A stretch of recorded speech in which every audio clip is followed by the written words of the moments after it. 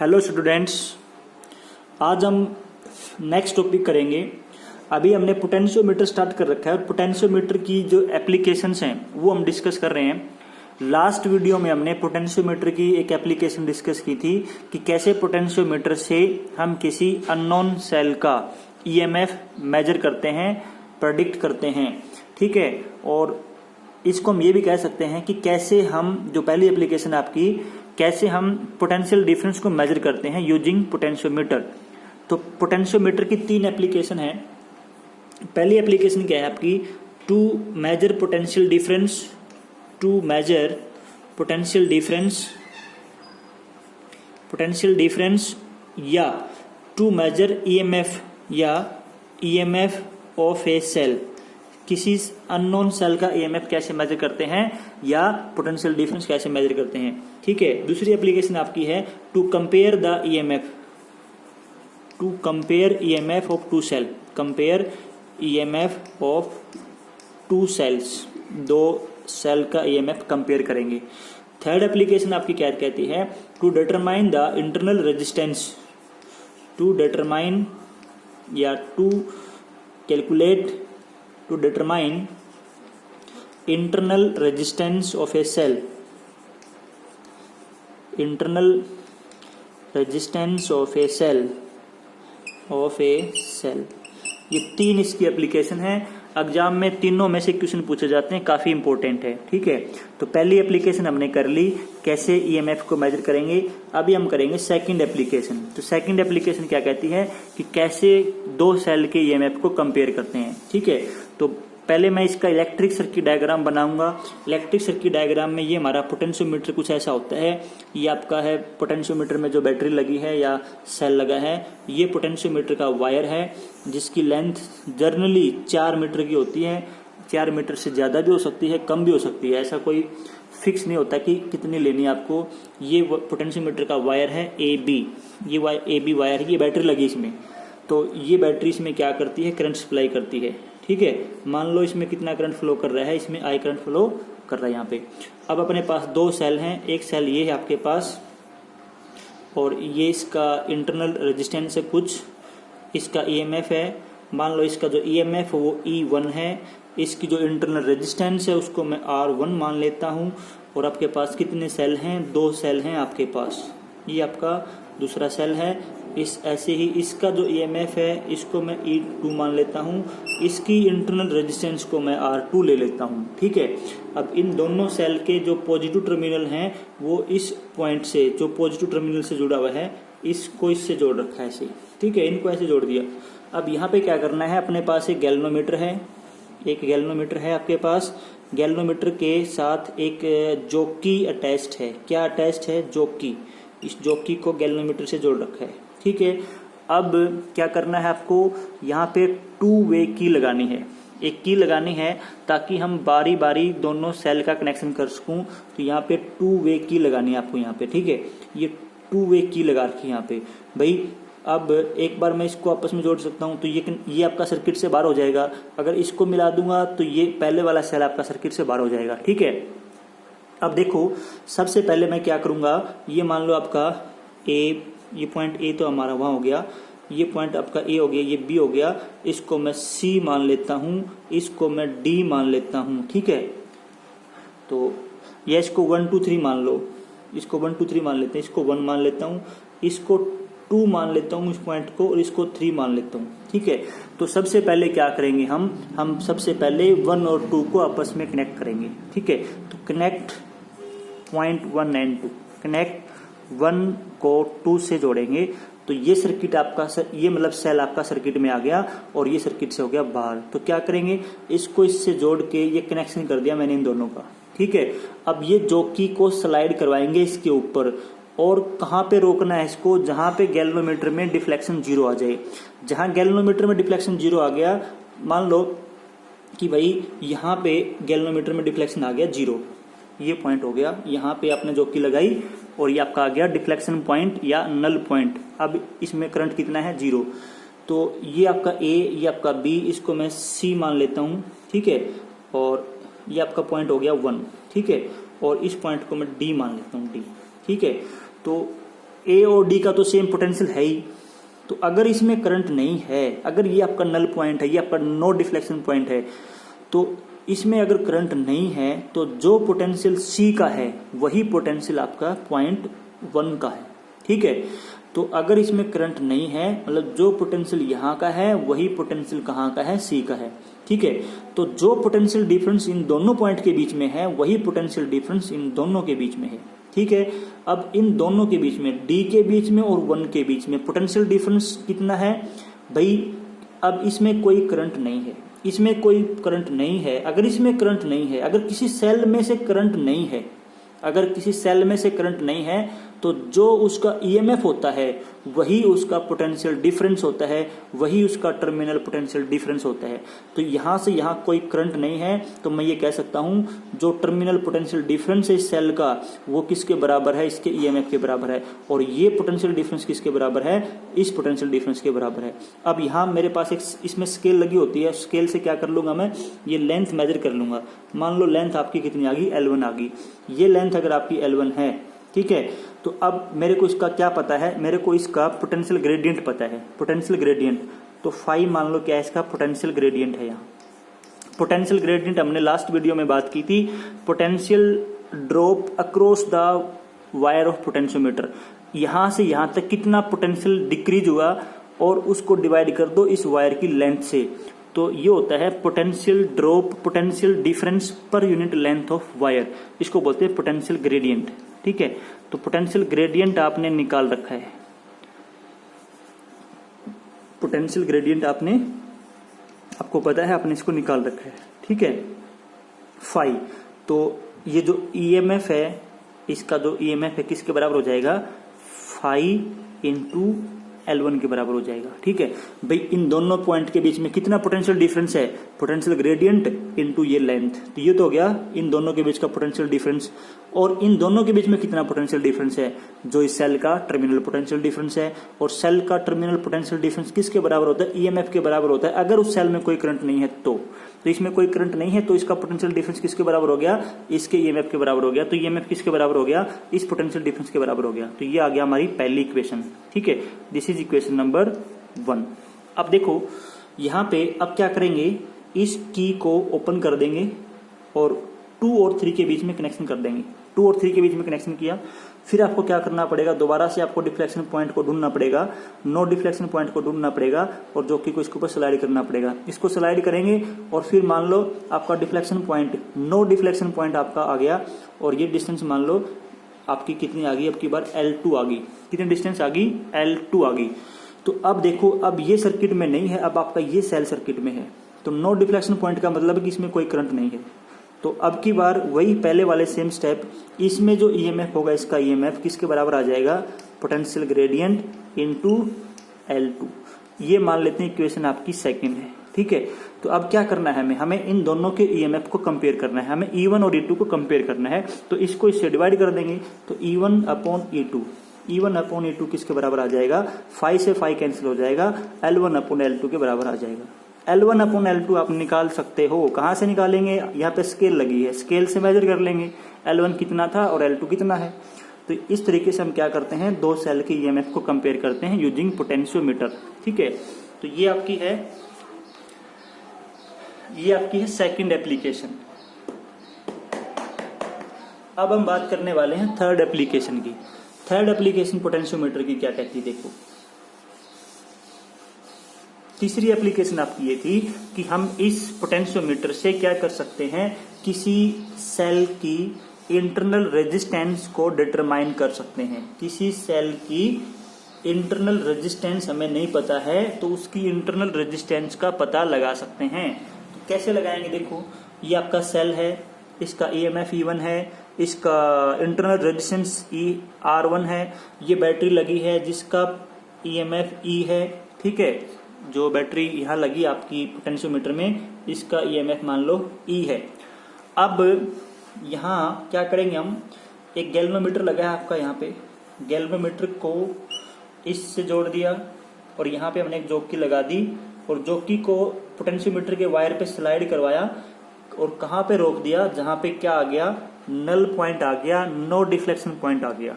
ठीक है, और उस टाइम क्या कर लिया, इस डिस्टेंस को मेजर कर लिया। ये डिस्टेंस मान लो आपकी L1 आ गई। डिस्टेंस कितनी आ गई, L1 आ गई।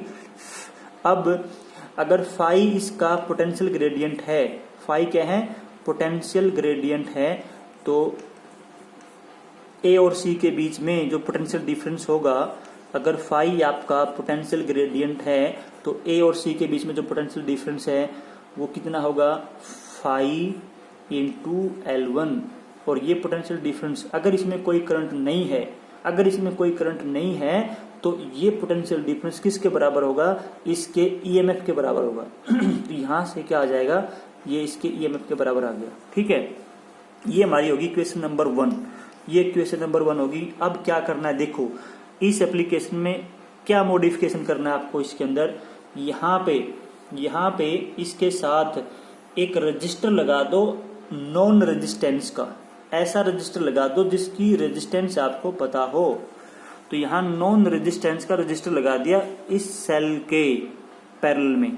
ठीक है, तो अब देखो जितना पोटेंशियल यहाँ का है उतना पोटेंशियल यहाँ का है, लेकिन इस वाले सर्किट में तो करंट फ्लो करेगा, इसमें करंट इधर नहीं जाएगा। जब यहाँ पर डिफ्लेक्शन, नो डिफ्लेक्शन पॉइंट होगा तो इसमें करंट नहीं जाएगा, लेकिन इसके अंदर तो करंट फ्लो करता रहेगा। ये तो यहाँ पे एक, ये भी तो क्लोज सर्किट बन गया यहाँ पे, तो इस क्लोज सर्किट में करंट फ्लो करेगा। अब देखो मान लो इस सर्किट में जो करंट है इसको मैं I1 मान लेता हूँ। I1 कितना करंट है इस वाले सर्किट में, I1।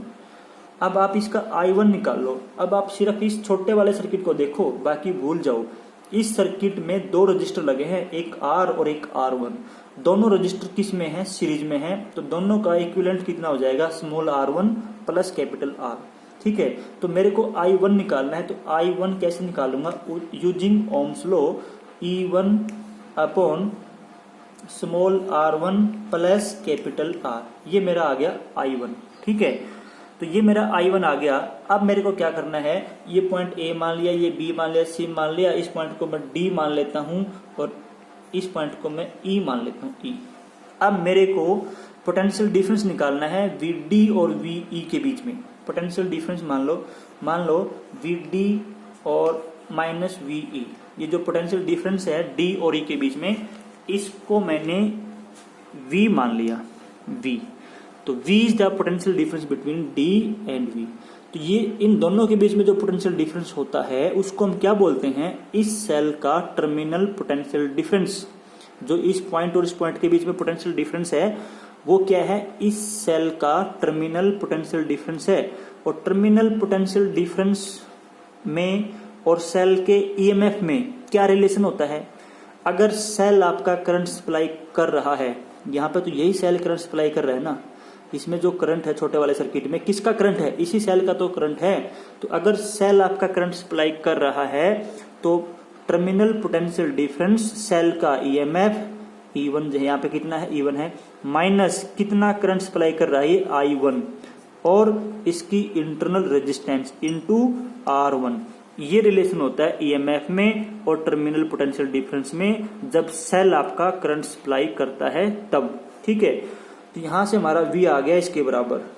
ठीक है, तो हमें क्या निकालना है, हमें R1 निकालना है। तो हम ऐसा करते हैं, इसमें से, इस इक्वेशन में से हम क्या करेंगे, अब देखो आपने जो आपका जो टर्मिनल पोटेंशियल डिफरेंस है, जब आपने इस सेल के पैरेलल में ये लगा दिया। ठीक है भाई, जब ये नहीं लगा रखा था पहले स्टार्टिंग में, आपका जो डिफ्लेक्शन पॉइंट था, आपका जो नो डिफ्लेक्शन पॉइंट था वो आपका था L1 डिस्टेंस पे था, L1 डिस्टेंस पे था और हमने ये इक्वेशन लिखी थी उस टाइम। जब आपने इस सेल के पैरेलल में रजिस्टर लगा दिया तब आपका डिफ्लेक्शन पॉइंट हो जाएगा चेंज, आपका डिफ्लेक्शन पॉइंट चेंज हो जाएगा। मान लो आपका डिफ्लेक्शन पॉइंट जब आपने ये पैरेलल में लगा दिया तब आपका डिफ्लेक्शन पॉइंट क्या आ गया, मान लो कि आपका डिफ्लेक्शन पॉइंट आपकी जो कि यहाँ पे जाके आपकी जो कि जब यहाँ थी तब इसने नल पॉइंट शो किया, तब इसने गैल्वेनोमीटर की 0 रीडिंग शो की। ठीक है, मान लो आपका डिफ्लेक्शन पॉइंट यहाँ से इधर शिफ्ट हो गया जब आपने इसके पैरेलल में रजिस्टर लगाया। ठीक है, तो अब की बार ये जो डिस्टेंस है, अब मैं इसको हटा देता हूँ पहले वाले को। अब ये जो डिस्टेंस है आपके, जो आपका नया डिफ्लेक्शन पॉइंट है, नया आपका नल पॉइंट है, ये डिस्टेंस मान लेता हूँ मैं L2 है। कितनी है, L2। अब इसमें कोई करंट नहीं है, तो जो पोटेंशियल यहाँ का है वही पोटेंशियल आपका यहाँ का है, और ए और डी का तो पहले से सेम ही है, ए और डी का पोटेंशियल तो सेम ही है, तो जो पोटेंशियल डिफरेंस इसके बीच में है वही पोटेंशियल डिफरेंस इन दोनों के बीच में है, और इन दोनों के बीच में जो पोटेंशियल डिफरेंस है वी माइनस वी, इसको मैंने V लिखा है। तो अब की बार में V इज इक्वल टू, ये पोटेंशियल डिफरेंस किसके बराबर है, जितना इसके बीच में पोटेंशियल डिफरेंस है, और इन दोनों के बीच में पोटेंशियल डिफरेंस निकालना तो आसान है अगर आपको पोटेंशियल ग्रेडियंट पता है। किसके बराबर होगा पोटेंशियल ग्रेडियंट, और ये आपकी लेंथ कितनी है इससे मल्टीप्लाई कर दो L2। तो ये हमारी इक्वेशन आ गई सेकंड इक्वेशन आ गई। अब देखो आपके पास V2 की वैल्यू है, ठीक है। आप पहले क्या करो, I1 की वैल्यू पुट कर दो यहाँ, इसमें से ये I1 की वैल्यू पुट कर देंगे, तो इस वाली इक्वेशन में पुट कर रहा हूं मैं, इस वाली में, तो V is equal to E1 minus I1 की जगह क्या पुट कर दिया मैंने, E1 upon small r1 plus capital R into small r1, ये पुट कर दिया मैंने। इसमें से E1 मैं कॉमन ले लेता हूं, E1 मैंने कॉमन ले लिया, यहाँ क्या बचेगा, यहाँ बचेगा 1 minus small r1 upon small r1 plus capital R, ये आपका बच जाएगा यहाँ पे, ठीक है। और ये शायद आपको अच्छे से यहाँ दिखाई नहीं दिया, तो इसको हम, इस इक्वेशन को हम, इक्वेशन आपको बिल्कुल दिखाई नहीं दी, और इसको भी, ये भी आपको पूरी दिखाई नहीं दे रही, तो इसको हम दोबारा लिखेंगे। इसको मिटा देता हूँ मैं यहाँ से, या इसको मिटा लेता हूँ। देखो हम क्या करने वाले हैं, यहाँ से I1 की वैल्यू इसमें पुट करेंगे, इस इक्वेशन में, तो क्या आ जाएगी, देखो यहां से आपकी, अब इस इक्वेशन को मैं यहां लिख लेता हूं एक बार, इस इक्वेशन को 5L2, ये है इक्वेशन हमारी 2, इस इक्वेशन को मैंने यहां लिख लिया, इसको यहां से हटा देता हूं मैं, ठीक है। इसमें I1 की वैल्यू पुट करनी है, तो V is equal to E1 minus, I1 की वैल्यू आपकी है E1 upon R1 plus capital R, ये है, ठीक है, इंटू R1 है, तो ये आ गया। इसमें से E1 कॉमन ले लेंगे, इसमें से E1 कॉमन ले लोगे तो E1 तो आपका बाहर आ गया, यहाँ क्या बचेगा आपका 1 minus small r1 upon small r1 plus capital R, ये आ गया आपका यहाँ पे, ठीक है। तो V is equal to E1 1 minus R1 small r1 plus R आ गया। अब देखो V की वैल्यू तो पुट कर देंगे यहाँ से, V is equal to 5L2, और E1 की वैल्यू पुट कर देंगे यहाँ से 5L1, ठीक है। तो क्या बचेगा, देखो यहाँ हमारा कैसी हो जाएगी हमारी इक्वेशन, ये देखो यहाँ पे, इसमें V की जगह पुट कर दो 5L2, E1 की जगह पुट कर देंगे 5L1, यहाँ क्या बचेगा 1 माइनस R1, और ये आपका R1 प्लस R बचेगा, ठीक है। इसमें 5 से 5 तो आपका कैंसिल हो जाएगा, और इस तरफ आपका आ जाएगा L2 बाय L1 को इधर ले आया मैं, L2 बाय L1 हो जाएगा, इस तरफ हो जाएगा 1 minus R1 upon R1 plus capital R हो गया। मेरे को क्या चाहिए, मेरे को R1 की वैल्यू चाहिए, तो R1 की वैल्यू कैसे निकालेंगे, देखो आप इस टर्म को उठा के इधर ले आओ, प्लस की हो जाएगी, तो R1 upon R1 plus R इधर आ गया, और 1 माइनस L2 बाय L1, ये आ गया आपका, ठीक है। अब इसमें देखो हम क्या करेंगे, हमें निकालनी है R1 की वैल्यू, तो आप इसको एलसीएम ले लो, इसका एलसीएम लेंगे तो यहाँ पे आ जाएगा आपका L1, और ये पूरे का एलसीएम आ गया L1। अब दोनों टर्म को उल्टा कर देता हूं मैं, अगर दोनों को उल्टा करेंगे हो जाएगी आपकी R1 प्लस R, और नीचे आपका आ गया R1, दोनों में अलग अलग डिवाइड कर दिया मैंने R1 से इसको, ठीक है। इज इक्वल टू, इसको उल्टा कर दूंगा तो L1 upon L1 minus L2 आ जाएगा आपका, ये इक्वेशन आ गई हमारी। अब इसमें R1 अपॉन R1 कितना हो गया हमारा 1 हो गया, तो ये हमारा 1 आ गया। अब इसको इस तरफ ले जाओ, हमें तो R1 की वैल्यू चाहिए ना, ठीक है, तो इसको इस तरफ ले जाएंगे तो ये आपका इधर हो जाएगा -1, ये आपका -1 हो गया, ठीक है। अब हमें अब इसका फिर से एलसीएम लेना पड़ेगा, फिर से एलसीएम लेंगे तो R upon small R1 is equal to L1 minus L1, और ये हो जाएगा प्लस L2, और नीचे आपका आ जाएगा L1 माइनस L2, ठीक है। तो L1 से L1 आपका कैंसिल हो गया, और यहाँ से आपका जो स्मॉल r1 है उसकी वैल्यू आ जाएगी। तो स्मॉल r1 आपका किसके बराबर आ गया, स्मॉल r1 आपका आ गया L1 minus L2 upon L2 into capital R, ये आपका आ गया स्मॉल r1। तो इस तरीके से हम क्या कर सकते हैं, पोटेंशियोमीटर से हम किसी सेल की इंटरनल रेजिस्टेंस फाइंड आउट कर सकते हैं। इसको मैं फिर से एक बार रिपीट कर रहा हूं। देखो यहाँ पे एक बैटरी लगी है, सेल लगी है पोटेंशियोमीटर के अंदर, ये आपका पोटेंशियोमीटर है, ये आपकी AB वायर है, पोटेंशियोमीटर की वायर है। यहाँ पे हमने एक सेल ले रखा है और ये जो सेल है इसका EMF E1 है, मान लो इसका इंटरनल रेजिस्टेंस R1 है और इसको मैंने यहाँ जोड़ रखा है। पहले स्टार्टिंग में ये नहीं था, यहाँ पे ये वाला नहीं था, ये नहीं लगा रखा था, स्टार्टिंग में कुछ ऐसा था, ठीक है। तो ये सेल है आपका जिसका EMF E1 है। अब आपको गैल्वेनोमीटर लगा दिया और यहाँ पे आपने जॉकी लगा दी, ठीक है। और आपने क्या किया, इसमें डिफ्लेक्शन, आपका जो नो डिफ्लेक्शन पॉइंट है उसको ढूंढ लिया, मतलब इसको स्लाइड करवाएंगे, कहाँ रोकेंगे, जहां इसमें रीडिंग 0 आ जाएगी, ठीक है, वहां रोक लिया। मान लो यहाँ पे रीडिंग क्या आ गई, 0 आ गई। अब ये पॉइंट जहाँ पे रीडिंग 0 आ गई और ये पॉइंट, इनके बीच की डिस्टेंस मेजर कर लेंगे। यहाँ पे स्केल लगी होती है, स्केल से मान लो डिस्टेंस आ गई L1, ठीक है। अब भाई जब इसमें कोई करंट नहीं है तो मैं ये कह सकता हूं जो पोटेंशियल यहाँ का है वही पोटेंशियल यहाँ का है, ठीक है। और A और D का तो सेम है ही, A और D तो एक ही जगह पे हैं, एक ही वायर से जुड़े हुए हैं।